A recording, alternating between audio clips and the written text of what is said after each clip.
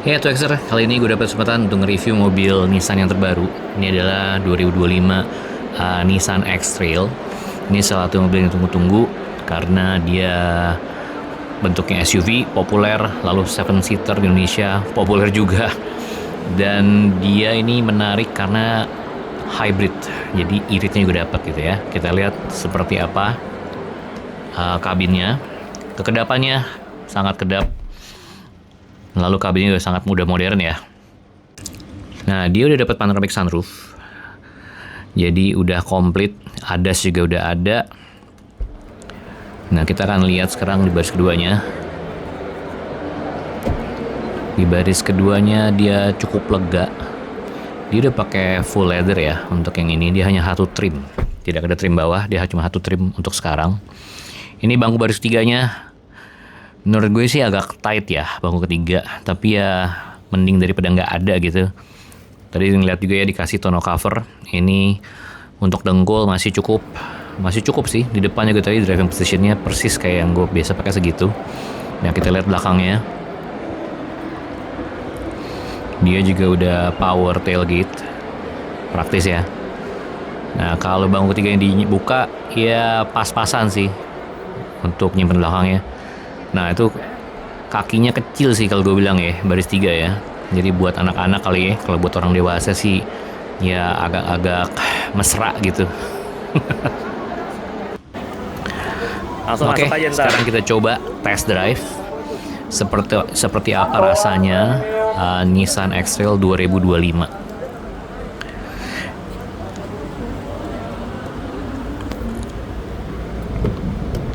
Nah, ini kita lihat dalamnya sekarang nyala ya. Tadi kan nggak kelihatan.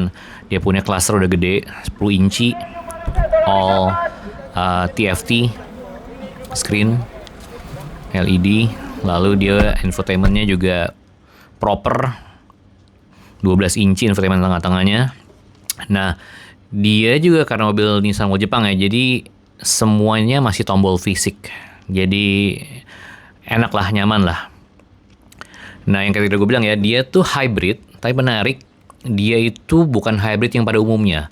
Jadi dia ada dua mesin listrik, motor listrik di depan dan di belakang. Dan dia tuh sistemnya adalah hybrid, apa tuh namanya? Hybrid paralel. Hybrid series namanya, jatuhnya ya. Karena jadi dia itu penggeraknya itu full elektrik. Di depan itu dia motornya lebih gede, 203 horsepower dengan torsi 330 Nm. Untuk di belakang, motor belakangnya itu lebih kecil, di 135-an horsepower dengan torsi 195 Nm. Nah, yang uniknya yang tadi gue bilang, jadi dia ini full motor EV. Tidak ada penggerak dari bensinnya. Jadi bensinnya, mesin bensinnya itu 1500 cc turbo. Itu basically hanya jadi genset. Kerjanya itu hanya untuk mengecharge baterai hybridnya yang kecil, sekitar 1,8 kW. Jadi keuntungannya dari mobil ya, yang enaknya dia tuh full EV, jadi tarikannya, torsinya semua tuh instan. Jadi seperti mobil listrik basically ya.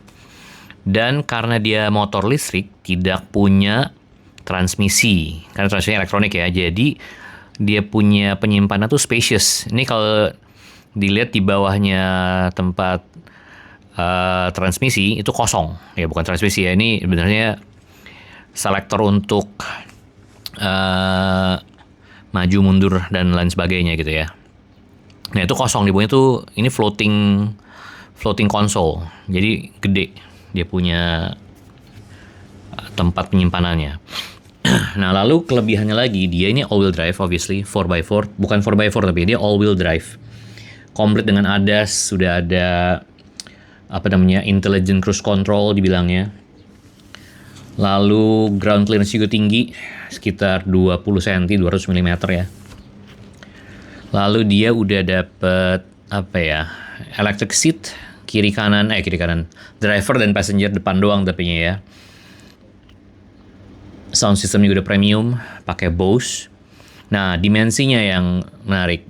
Dimensinya itu di sekitar 4,6 meter panjangnya, lebarnya 1,8 sekian, tinggi 1,7, wheelbase-nya 2,7 meter. Nah, dia sedikit lebih besar daripada X-Ray yang lama. Tapi sedikit lebih kecil dibanding kakak-kakaknya ya, seperti Nissan Terra atau saingannya yang lain ya, si Pajero Sport atau si Fortuner, dia sedikit lebih kecil. Penggeraknya dia punya suspensi depannya MacPherson, belakangnya independent. Nah, jadi menurut gue ini mobil pas banget ya sebenarnya speknya ya. Karena emang kita lagi sekarang lu masih nungguin kan kapan sih Pajero baru keluar, kapan sih si Fortuner baru keluar. Nah, ini bisa ngisi. Karena dia lebih kecil dari Pajero, sedikit lebih besar dari X-Ray yang sebelumnya, dan dia komplit. Semuanya udah ada. Paul.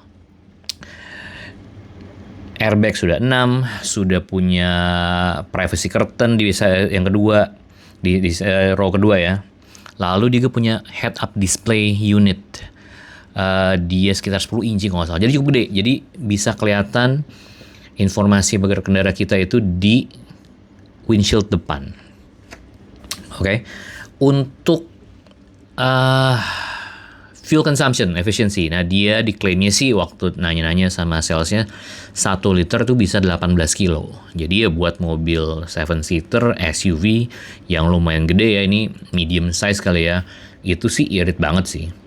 Dan dia bensin. Jadi kayak gue bilang tadi ya, dia kan basically genset ya. Jadi lu bisa pakai Pertalite sebenarnya. Jadi nggak mempengaruhi performa lu kan.